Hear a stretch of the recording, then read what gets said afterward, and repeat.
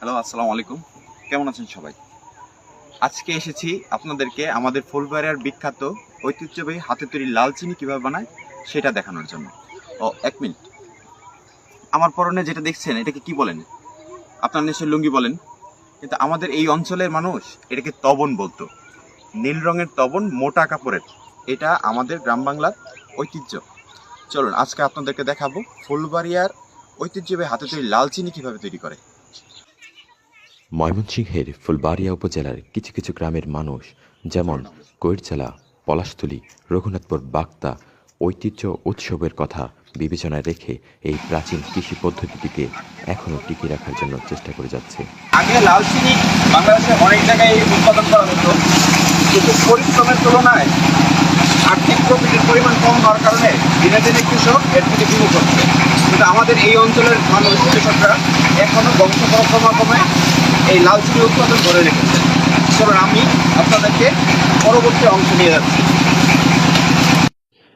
সময়ের সাথে সাথে কৃষিতে নানান প্রযুক্তির সংযুক্তি হলেও এখনও এই লাল চিনি উৎপাদনের বেলায় কৃষকরা সেই পুরনো ঐতিহ্য মেনেই সেই ট্রেডিশনাল পদ্ধতিতেই চিনি উৎপাদন করে থাকে। এটি একটি 10 মাসি দীর্ঘমেয়াদী ফসল। আখের উচ্ছিষ্ট গবাদি পশুর খাদ্য চিনি উৎপাদনের জ্বালানি ও স্থানীয় বাজারে বিক্রি হয় জ্বালানি হিসাবে। এখন মানুষ যান্ত্রিকতা বেছে নিয়েছে। এখন মানুষ রস বের করে এই ফলের মেশিনে পুরোনো ট্রেডিশন।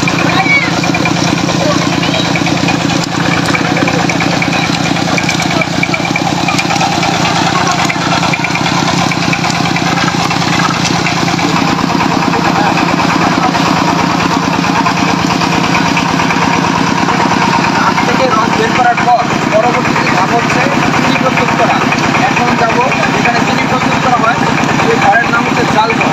আমাদের আঞ্চলিক ভাষায় বলা হয় জাল ঘর। এখন রস নিয়ে যাচ্ছি জাল করে। লাল চিনি এর ঔষধি গুণাগুণ প্রাচীন কাল থেকেই মানুষের মুখে মুখে প্রচলিত, যেমন প্রস্রাবে জ্বালাপোড়া, হাত পা জ্বালাপোড়া, জন্ডিস ইত্যাদি রোগীকে লাল চিনির শরবত পথ্য হিসাবে দেওয়া হতো। ডায়রিয়া রোগীদের জন্য লাল চিনির স্যালাইন অত্যন্ত কার্যকরী। এইভাবেই এই ধরনের বড় চুলাতে বেশ কয়েকভাবে রসকে জাল করা হয়। পরবর্তীতে চিনি প্রস্তুতকরণের চূড়ান্ত ধাপের জন্য এখন রস জাল চলছে। প্রাচীন পদ্ধতিতে চিনি উৎপাদন করা হয় বলেই এখানে কোনো প্রকার কেমিক্যাল বা রাসায়নিকের ব্যবহার করা হয় না বলেই এটি সম্পূর্ণ অর্গানিক। পারিবারিক ঘরোয়া পদ্ধতিতে মিষ্টান্ন তৈরিতে যেমন পায়েস, ক্ষীর, বুটের হালুয়া, তেলের পিঠা, মুড়ির মোয়া, দুধ চায়ে লাল চিনির উপস্থিতি এই খাবারের স্বাদকে বাড়িয়ে দেয় বহুগুণ। লাল চিনিতে পুষ্টিগুণ হিসাবে আছে 18.00 ক্যালসিয়াম। এছাড়াও আছে iron, zinc, copper, phosphorus, potassium, মাইক্রোনিউট্রিয়েন্টসের মতো গুরুত্বপূর্ণ পুষ্টিগুণ উপাদান, যা মানবদেহকে দ্রুত সময়ে পুষ্টি জুগিয়ে থাকে। বিষয়টা যতটা সহজ মনে হচ্ছে ততটা সহজ নয়, অনেক কষ্টসাধ্য ব্যাপার। কষ্টের তুলনায় কৃষক ন্যায্য দাম পাচ্ছে না বিধায় এই পেশা থেকে আস্তে আস্তে বিমুখ হয়ে যাচ্ছে।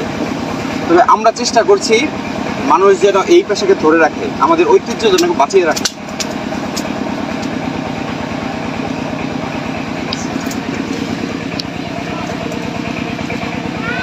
চিনি মূলত দুই ভাগে উৎপাদন করা হয়।